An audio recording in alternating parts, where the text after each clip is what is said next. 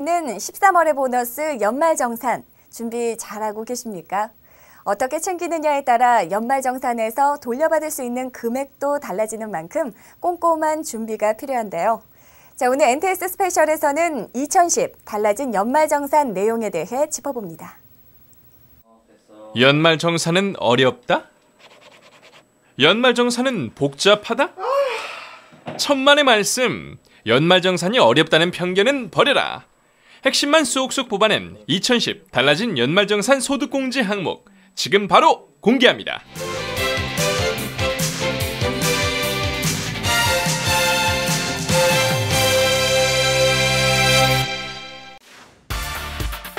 먼저 소득세율부터 살펴보면 과세 표준이 8,800만 원을 초과하는 소득세 최고세율은 현행 35%로 유지되고 과표 구간이 1,200만 원 이하 부분도 6% 그대로이지만 1,200만 원 초과 4,600만 원 이하 구간은 16%에서 15%로 4,600만 원 초과 8,800만 원 이하는 25%에서 24%로 각각 1% 낮아집니다. 인하된 소득세율과 함께 2010년 연말정산에서 주목해야 할 공제 혜택. 첫 번째는 월세 소득공제 신설입니다. 서민층의 세부담을 완화하기 위해 저소득 근로자에 대한 주택, 월세비도 소득공제를 받을 수 있게 됐는데요. 주택청약종합저축은 주택 소유 여부에 상관없이 누구나 가입할 수 있으나 소득공제는 근로자로서 무주택 세대의 세대주가 주택청약종합저축에 가입한 경우에만 가능합니다. 공제 금액은 매월 납입액 10만 원을 한도로 납입 금액의 40%가 공제됩니다. 그렇다면 총 급여가 3천만 원을 초과해 월세 소득공제를 적용받을 수 없는 근로자의 경우에는 어떻게 해야 할까요? 총 급여가 3천만 원을 초과하는 경우에는 월세 지급액에 대해 현금 영수증을 발급받으면 신용카드 등의 사용금액 소득공제를 받을 수 있는데요. 주택월세에 현금 영수증을 신청하기 위해서는 현금 영수증 홈페이지 또는 세무관서에 현금거래 확인 신청서와 임대차 계약서를 제출하면 됩니다. 늘어난 공제 혜택 두 번째는 주택 임차 차입금 소득공제 대상의 확대입니다. 과거에는 무주택 세대주인 근로자가 국민주택규모주택의 임차 차입금인 전세금 또는 월세보증금을 금융기관에서 차입한 경우에만 소득공제가 가능했는데요. 올해부터는 개인으로부터 차입한 경우에도 소득공제가 가능해졌습니다.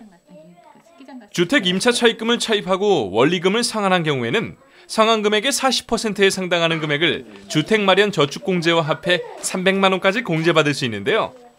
다만 개인으로부터 차입한 주택 임차 차입금의 소득공제는 총 급여액이 3천만 원 이하이고 배우자나 기본공제 대상자에 해당하는 부양가족이 있는 근로자만 해당됩니다. 늘어난 공제 혜택 세 번째, 기부금 2월 공제 허용. 기부문화 활성화를 위해 그동안 사업자에게만 적용되던 기부금 2월 공제가 근로자에게도 허용되는데요. 2월 공제란 당해 과세연도의 공제한도를 초과해 공제받지 못한 공제액이 있는 경우 그 다음 해부터 일정 기간 동안의 과세연도로 이월하여 공제받는 것을 말하는 것으로 기부금 2월 공제 기간은 법정기부금 1년, 특례기부금 2년, 지정기부금은 5년이고요.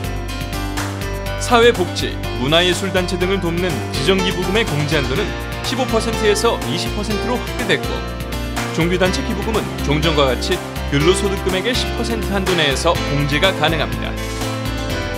이와 더불어 내년 연말정산에서는 제대 군인의 구직을 돕기 위해 장기복무 후 제대한 군인의 전직지원금이 비과세 대상에 포함되고 또한 출산 장려를 지원하기 위해 6세 이하 자녀 보육수당 비과세 범위도 지급월 기준에서 과세기간 개시일 기준으로 확대됐는데요. 뿐만 아니라 학교를 최종 졸업, 중퇴한 날로부터 3년 이상 경과한 장기 미취업자가 올해 3월 12일부터 2011년 6월 30일까지 중소기업에 취직한 경우 3년간 매월 100만 원이 비과세 적용됩니다. 또 해외 건설 인력 공급 확대 지원을 위해 해외 건설 현장을 직접 지원하는 근로자는 월 150만 원 한도 비과세 대상자에 포함됐습니다. 그러나 외국인 근로자의 30% 비과세 특례 규정은 폐지됐는데요. 외국인 근로자는 15% 단일 세율 분리과세만 선택 가능해졌습니다. 이 밖에도 신용카드 소득공제 한도가 축소됐는데요. 지금까지는 신용카드 사용액이 총 급여액의 20%를 넘으면 초과한 금액의 20%에 대해 소득공제를 받을 수 있었지만 내년부터는 총 급여액의 25%를 넘는 사용액의 20%를 소득공제받을 수 있고요. 공제 한도도 연간 500만 원에서 300만 원으로 낮아졌습니다.